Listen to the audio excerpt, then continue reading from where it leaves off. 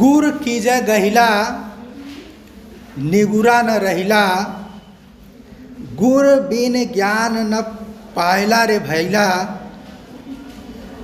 दूधय धोया कोयला उजला न होइला, कागा कंठ पुहुप माल हंसला न भैला, अभाजय सी रोटली कागा ले जाइला, पूछो महारा गुरु ने कहाँ बै सिखाइला, उत्तर दिशि आइला आविला पश्चिम दिश जाइला, पूछो महाराज सतगुरु ने तिहाँ बै सिखाइला, चींटी केरा नेत्र में गजेंद्र समाइला, गावड़ी के मुख में बाघला बिवाइला, 12 बरसें बाँझ ब्याई हाथ पाँव टूटा, बदंत गोरखनाथ मछिंद्र ना पूता। इसमें गुरु के महत्व को बताया गया है और यौगिक साधनाओं की चर्चा प्रतीकों के माध्यम से की गई है। गुर कीजय गहिला, गहिला ग्रहिला, जिसको ग्रहों की बाधाएं, भूत पिशाच की बाधाएं जिसको लगी हुई हों, जिससे कोई ग्रस्त हो। लोक का विश्वास होता है भूत पिशाच चुड़ैल कि वह किसी को पकड़ लेती है या पकड़ लेता है तो तरह तरह की क्रियाएं करने लगता है, और उसको दूर करने के लिए ओझा सोखा के पास लोग ले जाते हैं। वो ओझा सोखा तरह तरह की क्रियाएं करता है। तो गुरु कीजय गहिला निगुरा न रहिला, उस ग्रहिला से जो प्रेत बाधा भूत बाधा से पीड़ित है, मैंने सांसारिक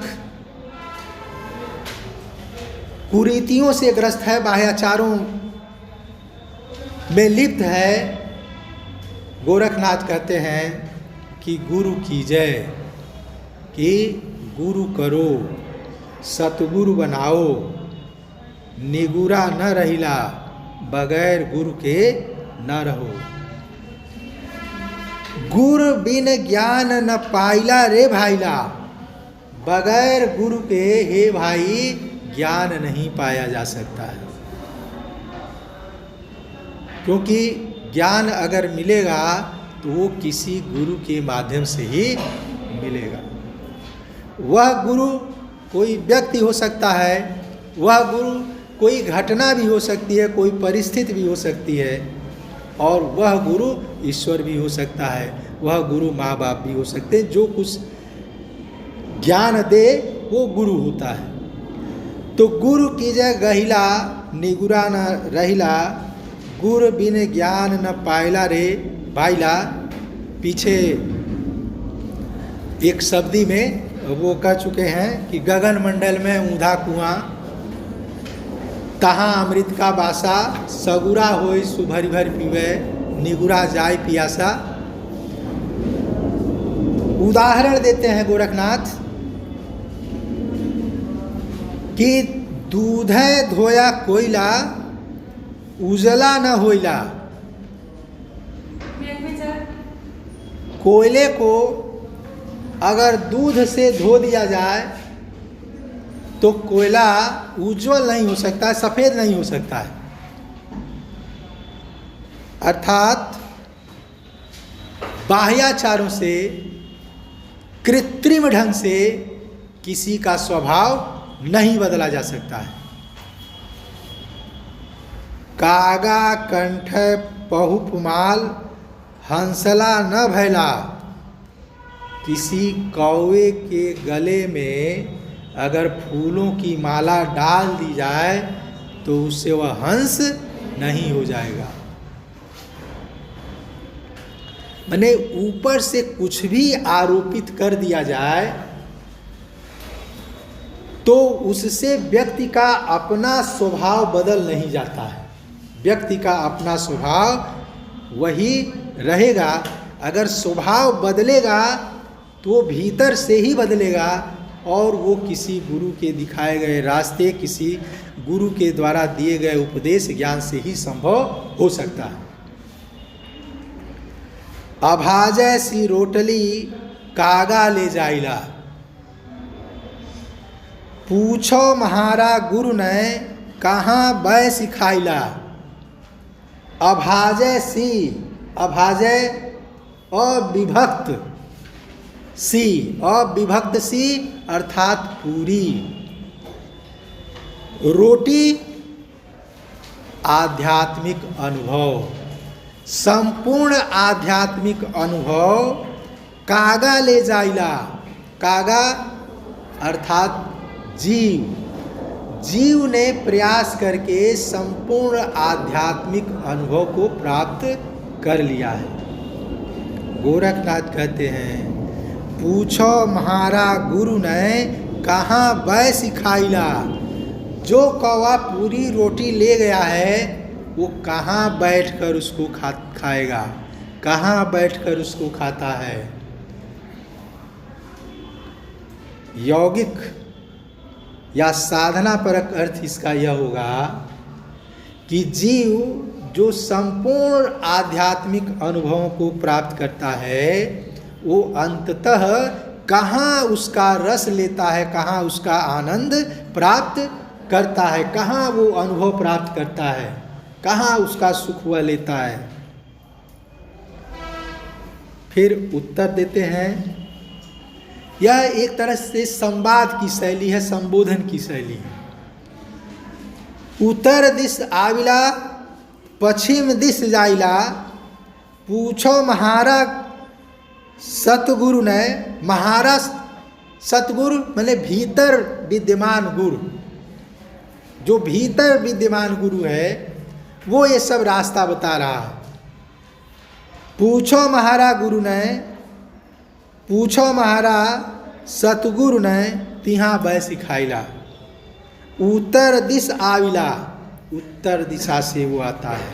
उत्तर दिशा अर्थात ब्रह्मरंध्र से वो आता है। पश्चिम दिशा जाइला, सुषुम्ना मार्ग की ओर जाता है और वहाँ से फिर वो ऊपर चढ़ के ब्रह्मरंध्र तक पहुँचता है। पूछो महाराज सतगुरु ने तिहाँ बै सिखाइला। सतगुरु से पूछो तो सतगुरु यही बताएगा कि वहीं सहस्रार चक्र में बैठकर वो कौवा संपूर्ण रोटी को खाता है। जीवात्मा उस आध्यात्मिक परिपूर्ण अनुभव को सहस्रार चक्र में प्राप्त करती है, उसका आनंद सहस्रार चक्र में उसको मिलता है। चींटी केरा नेत्र में गजेंद्र समाइला, गावड़ी के मुख में बाघला बिवाइला। चींटी केरा नेत्र में गजेंद्र समाइला, अतिशयोक्तिपूर्ण वर्णन और समझ में न आने वाला वर्णन। इसको सिद्धों के यहाँ संधा भाषा कहा गया। अगली जो पंक्ति है, गावड़ी के मुख में बाघला बिवाइला, गाय के मुख में बाघिनी बिया गई।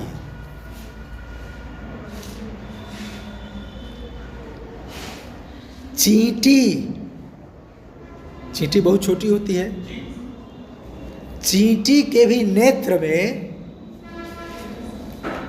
गजेंद्र समाइला।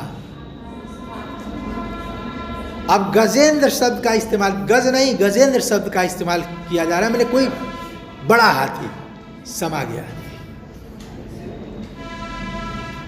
अर्थात जीवात्मा के सूक्ष्म स्वरूप में ये स्थूल बाह्य रूप समा जाता है। जैसे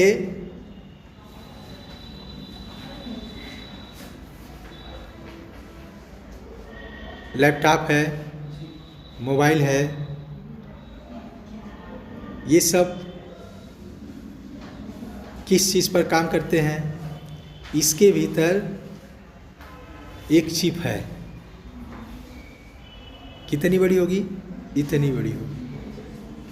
और उसमें कितना कुछ है,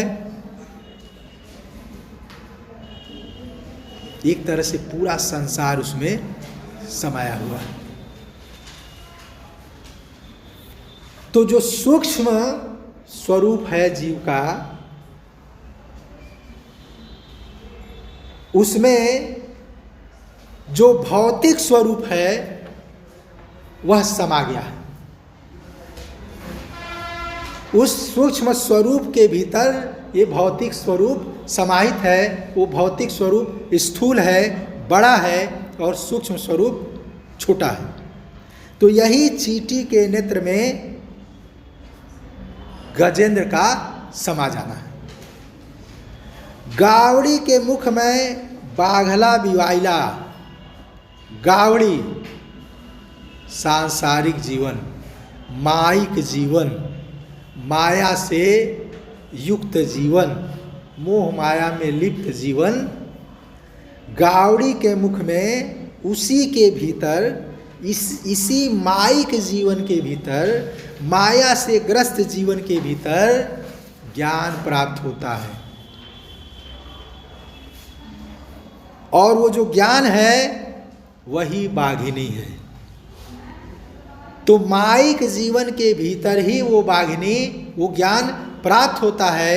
यही गाय के मुख में बाघिनी का बिया जाना है, बच्चे पैदा करना है, बच्चे देना है। तो गावड़ी के मुख में बाघला बिवाइला। 12 बरस बंझ ब्याई, हाथ पांव टूटा, बदंत गोरखनाथ, मछेंद्र ना पूता। देखो ये जो ना है वो होगा नाथ। जब किसी ने प्रतिलिपि तैयार की होगी, तो जहाँ से प्रतिलिपि तैयार की होगी, पहले तो छापाखाना था नहीं, तो उसमें समय के असर से ये थ शब्द मिट गया होगा। तो जितना दिखाई पड़ा उतना उसने लिख लिया, और आगे लोगों ने प्रतिलिपियों में उसी को रखा होगा। जब तुम आगे पढ़ोगे और उस पर शोध कार्य करोगे, पाठालोचन और पाठ निर्धारण, तो कैसे पाठ निर्धारण किया जाता है इसके बारे में वहाँ पढ़ने को मिलेगा। 12 बरस बंझ ब्याई। बंझ बाँझ, जब विवाह के बहुत दिन तक बच्चे पैदा नहीं होते हैं तो उस स्त्री को लोग बाँझ कहते हैं। देखो यह दृष्टिकोण भी स्त्री विरोधी है। पुरुष को बाँझ नहीं कहा जाता है, कहा स्त्री को बाँझ जाता है, क्योंकि उसके लिए स्त्री को उत्तरदायी ठहरा दिया जाता है। जबकि विज्ञान यह कहता है कि पुरुष उसके लिए ज़्यादा उत्तरदायी है। लेकिन जो व्यवस्था बनी है, चूँकि वो व्यवस्था पुरुषों के द्वारा बनाई गई व्यवस्था है, इसलिए वो व्यवस्था पुरुष के पक्ष में बनी हुई व्यवस्था है। जो तुम्हारा अगला सत्र होगा, अगला सेमेस्टर होगा, उसमें विशेष एक विकल्प का प्रश्न पत्र होगा जिसमें स्त्री विमर्श और दलित विमर्श में से किसी एक का चयन तुमको करना होगा।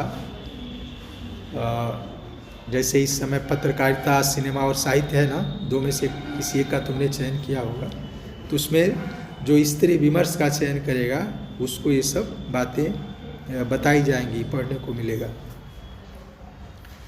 12 बरस बंझ ब्याई। 12 बरस में किसी बाँझ ने बच्चे को जन्म दिया। अब 12 बरस में बाँझ ब्याई, सीधा सीधा अर्थ तो इसका ये हुआ, लेकिन गोरखनाथ यह कह रहे हैं तो इसका ये अर्थ तो नहीं होगा। तो 12 बरस मतलब लंबी अवधि की साधना के बाद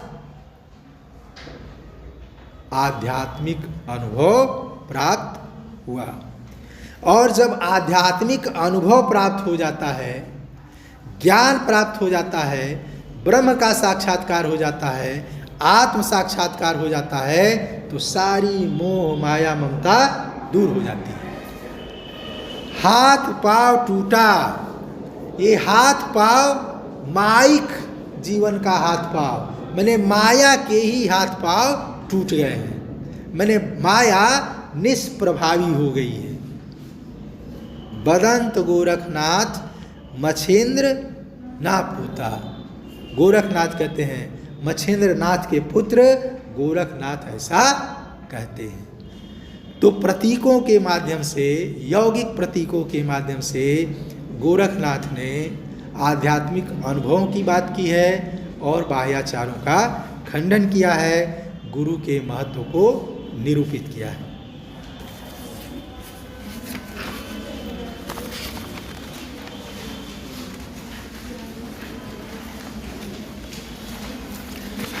अगला पद देखते हैं। कैसे बोलो पंडिता देव कौने ठाई, निज तत निहारता अम्हे तुम्हें नाही। पसाण ची देवली पसाण चा देव, पसाण पूजिला कैसे फटीला स्नेह। सरजीव तेड़िया निर्जीवी पूजिला, पाप ची करणी कैसे दूर तीरिला। तीरथि तीरथि स्नान करीला, बाहर धोए कैसे भीतरी भेदीला। आदिनाथ नाती मछिंद्रनाथ पूता, निज तत निहारे गोरख अवधूता। इसमें भी बाह्याचारों का खंडन है और सीधे सीधे इसमें गोरखनाथ ने पंडित को चुनौती दी है। कैसे बोलो पंडिता देव कौने ठाई। हे पंडित बोलो, कैसे तुम कहते हो, बताओ देव कौने ठाई, देवता ईश्वर किस जगह है, या तुम हमको बताओ कि ईश्वर किस जगह है। निज तत निहारता अम्हे तुम्हें नाही। निज तत निहारता, आत्म तत्व को निहारने पर, आत्म तत्व को देखने पर, आत्म तत्व का साक्षात्कार होने पर अम्हे तुम्हें नहीं, हमारा और तुम्हारा नहीं होता है। मने अपने और पराये का भेद मिट जाता है। अयम निज परोवेद गणना लघु चेतसाम, उदार चरिता नाम तु वसुधैव कुटुंबकम।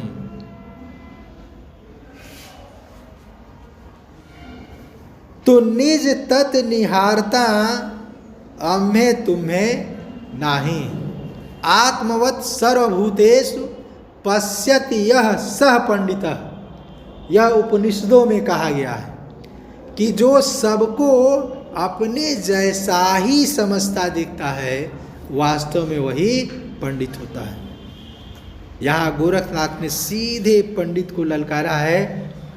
उनके ध्यान में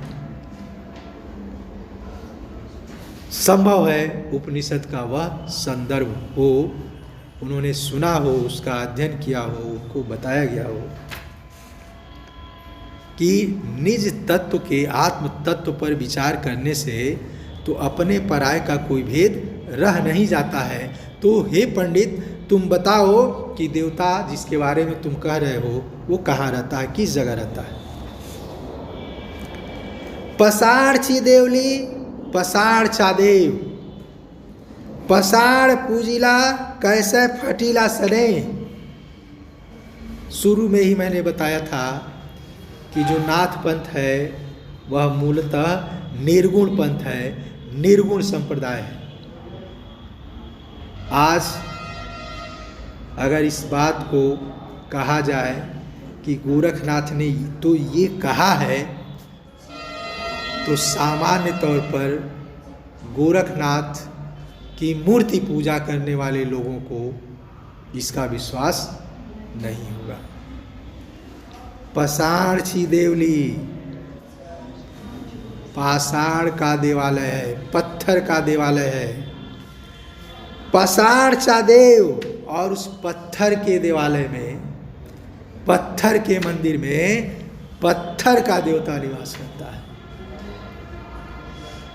पसाड़ पूजिला कैसे फटीला सने, और उस पत्थर के देवता की पूजा करने पर स्नेह कैसे प्रस्फुटित हो सकता है। पत्थर के देवता की पूजा करने पर पत्थर का वह देवता कैसे पसीज सकता है। एक दूसरी जगह गोरखनाथ ने कहा है कि देवल यात्रा शून्य यात्रा, देवालय की यात्रा करना शून्य की यात्रा करने जैसा है, कुछ भी नहीं। उन्होंने इस रूप में मैंने बाहरी पूजा और उसके उपादानों उपकरणों के महत्व को स्वीकार नहीं किया है। वो मंदिर मस्जिद के बाहरी ढांचे को स्वीकार नहीं करते हैं। किसी तरह की मूर्ति पूजा में गोरखनाथ का विश्वास नहीं है। उसका उदाहरण यह पद है, और यह अकेला पद नहीं है, इस तरह की और भी पद है। पसाड़ छी देवली पसाड़ चा देव, पसाड़ पूजिला कैसे फटीला सने। कबीरदास ने क्या कहा है? पाथर पूजे हर मिले तो मैं पूजू पहाड़, घर की चकिया को न पूजे जाका पीसा का। सरजीव तेड़िया निर्जीवी पूजिला, पाप ची करणी कैसे दूर तिरिला। सरजीव तेड़िया, अब इसमें गोरखनाथ की संवेदना का विस्तार देखने को मिलता है। उनकी संवेदनशीलता का परिचय है। सरजीव तेड़िया तोड़िया, सजीव को तोड़ते हो। सजीव फूल पत्तियां, सजीव को तोड़ते हो। निर्जीवी पूजिला, और निर्जीव को पूजते हो। सजीव को तोड़ करके निर्जीव को पूजते हो। पाप ची करणी, तुम्हारे कर्म पापमय हैं। पाप का कर्म करने पर कैसे दूर तिरिला, दूर तक तुम कैसे तिर सकते हो। तिर सकना मतलब मुक्त होना, तिरना मुक्त होना, उस पार जाना। उस पार जाना मैंने संसार के आवागमन के चक्र से मुक्त होना। जैसे लोग का विश्वास है कि जब लोग मरते हैं तो रास्ते में एक बैतरणी नदी पड़ती है, उस बैतरणी नदी को तैर करके तीर करके मैंने उसके पार जाना होता है। यह लोग का विश्वास है। गोरखनाथ कहते हैं कि पाप कर्म करके तुम कैसे तर सकते हो, मैंने संसार सागर के पार नहीं जा सकते हो। कि बहुत मैंने मूर्ति पूजा के विरुद्ध बहुत सख्त टिप्पणी है, कठोर टिप्पणी है। तीरथ तीरथ स्नान करीला, बाहर धोए कैसे भीतरी भेदीला, तीरथ तीरथ स्नान करीला। तुम तीर्थ स्थानों में भ्रमण करते हो, तमाम तरह के तीर्थ स्थानों में भटकते रहते हो, वहाँ स्नान करते रहते हो, और उस स्नान की प्रक्रिया में बाहर धोए तुम्हारा बाहरी शरीर तो धुल जाता है, कैसे भीतरी भेदिला, भीतर वह जल कैसे भीदेगा, माने तुम्हारे अंतःकरण की शुद्धि कैसे होगी। बगैर अंतःकरण के शुद्धि के इस बाहरी स्नान का, तीर्थ स्थान पे भ्रमण का, वहाँ स्नान का कोई अर्थ नहीं है, कोई महत्व नहीं है। आदिनाथ नाती मछींद्रनाथ पूता, निज तत् निहारे गोरख अवधूता। आदिनाथ के नाती, मत्स्येंद्रनाथ के पुत्र अवधूत गोरखनाथ निज तत् निहारे, आत्म तत्व को निहारते हैं, देखते हैं, आत्म तत्व का चिंतन करते हैं, क्योंकि आत्म तत्व के चिंतन से ही व्यक्ति ईश्वर का साक्षात्कार कर सकता है। अन्य किसी बाहरी उपकरणों, उपादानों, क्रियाओं, बाह्याचारों से ईश्वर का साक्षात्कार संभव नहीं। अभी समय है, जल्दी से इसको देख लेते हैं।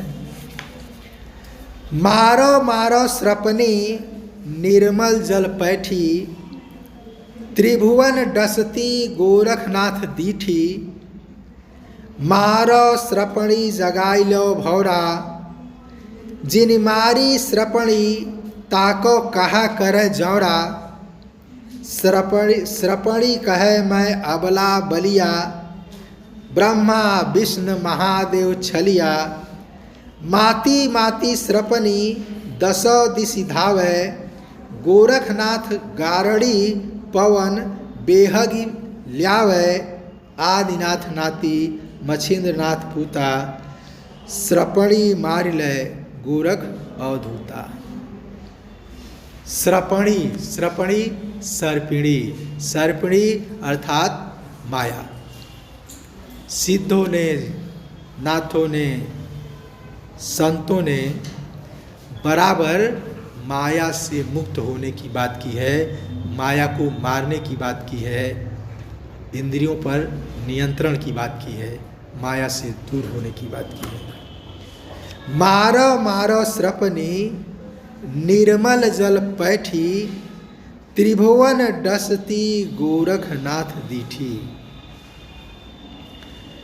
निर्मल जल में बैठ करके सर्पिणी को मारो। गोरखनाथ ने यह देखा है कि वह सर्पिणी, माया रूपी सर्पिणी त्रिभुवन डसती, तीनों लोगों को डस रही।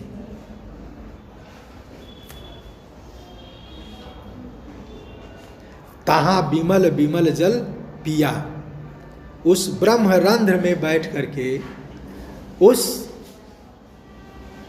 सर्पिणी को मारो जो तीनों लोगों को डस रही है। गोरखनाथ ने इसको देखा है। मारो स्रपणी जगाई लो भौरा, जिन मारी स्रपणी ताको कहा करे जौरा। मारो स्रपणी, सर्पिणी को मारो, माया को अपने बस में कर लो। जगाई लो भौरा, भौरे को जगा लो।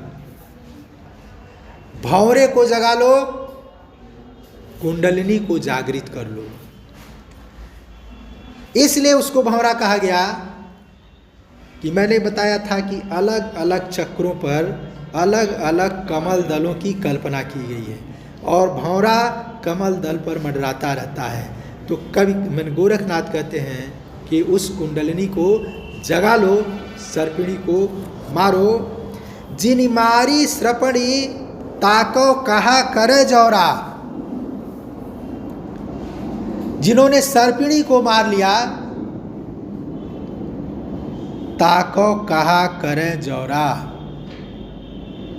जौरा यमराज, यमराज अर्थात मृत्यु। जिसने सर्पिणी को मार दिया, जिसने माया को अपने वश में कर लिया, जिसने माया पर विजय प्राप्त कर ली, मृत्यु भी उसका कुछ बिगाड़ नहीं सकती है, यमराज भी उसका कुछ बिगाड़ नहीं सकता है। कबीर माया को ईश्वर की शक्ति ही मानते हैं। ई माया रघुनाथ की बौरी खेलन चले अहेरे। श्रपणी कहे मैं अबला बलिया, ब्रह्मा विष्णु महादेव छलिया। अब उस माया की ताकत क्या है? गोरखनाथ कहते हैं कि श्रपणी कहे, वो सर्पिणी माया कहती है मैं अबला बलिया, मैं बली अबला हूं, समर्थ स्त्री हूं। स्त्री को अबला भी कहा जाता है और स्त्री को सबला भी कहा जाता है। जहाँ शक्ति रूप में स्त्री को चित्रित करना होता है वहाँ स्त्री को सबला कहा जाता है, जहाँ अशक्त रूप में चित्रित करना होता है वहाँ उसको अबला कहा जाता है। अबला जीवन हाय तुम्हारी यही कहानी, आंचल में है दूध और आंखों में पानी। मैथिली शरण गुप्त जब स्त्री को अबला रूप में चित्रित करना होता है तो इस तरह से करता है।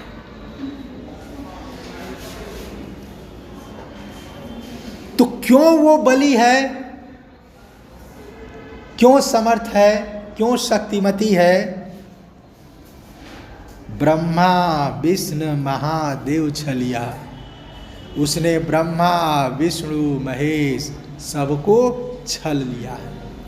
मैंने ब्रह्मा विष्णु महेश ये सब माया से ग्रस्त हो जाते हैं। देखो गोरखनाथ के गुरु के रूप में मत्स्येंद्र नाथ को माना जाता है, सर्व स्वीकृति है। लेकिन गोरखनाथ खुद एक जगह कहते हैं कि ईश्वर हमारे चेला जानिए, ईश्वर हमारे चेला भणिजय, मच्छेंद्र हमारे नाती, निगुरी पृथ्वी परलय जाति, ताथय हों उल्टी थापना थापी। इसका अर्थ यह है कि ईश्वर हमारे चेला जानिए। ईश्वर, यहाँ ईश्वर से मतलब शिव से है, जिनको आदिनाथ कहा जाता है। मैंने गोरखनाथ कहते हैं कि वह आदिनाथ भी हमारे शिष्य हैं और उस तर्क से मत्स्येंद्र नाथ हमारे प्रशिष्य हैं। निगुरी पृथ्वी परलय जाति, गुरु के बिना हमने ये अनुभव किया कि ये पृथ्वी प्रलय में चली जाती। ताथे हाँ उल्टी थापना थापी, इसलिए मैंने यह उल्टी स्थापना स्थापित की है कि अमुक हमारे गुरु हैं और अमुक हमारे गुरु के गुरु हैं। कुल मिलाकर वहाँ भी गुरु के महत्व को ही स्वीकार किया गया है। उस छंद को उद्धृत करने का अर्थ यह है कि गोरखनाथ ब्रह्मा विष्णु महेश इन तीनों को माया से ग्रस्त बताते हैं। ब्रह्मा विष्णु महादेव छलिया। माती माती श्रपनी दसो दिशि धावे, गोरखनाथ गारड़ी पवन बेह गिलावे। माती माती श्रपणी, माती माती मत मत मतवाली, मस्त नशे में चूर माया, दसों दिशि धावे, दसों दिशाओं में दौड़ती रहती है। गोरखनाथ गारड़ी पवन बेह गिलावे। गोरखनाथ गारुड़ी पवन, सर्पिणी माया रूपी सर्पिणी है, तो गोरखनाथ ज्ञान रूपी गरुड़ पवन को लाते हैं ताकि वह सर्पिणी भाग जाए, दूर हो जाए। गोरखनाथ गारड़ी पवन बेहगी ल्यावै, मैंने ज्ञान प्राप्त होने पर ही वो माया दूर हो सकती है। माया की सर्पिणी को दूर भगाने के लिए ज्ञान के गरुड़ को बुलाना आवश्यक होता है। आदिनाथ नाती मछेंद्रनाथ पूता सुपणी मार लय गोरख अधूता। इस रूप में गोरखनाथ ने ज्ञान के माध्यम से उस माया की सर्पिणी को मार डाला है, उसको बस में कर लिया है, उस पर विजय प्राप्त कर लिया है। इस पूरे छंद में माया के व्यापक प्रभाव और उस माया से मुक्त होने की बात की गई है और माया से मुक्त होने का उपाय भी बताया गया है कि ज्ञान का आश्रय लेने पर माया दूर हो सकती है।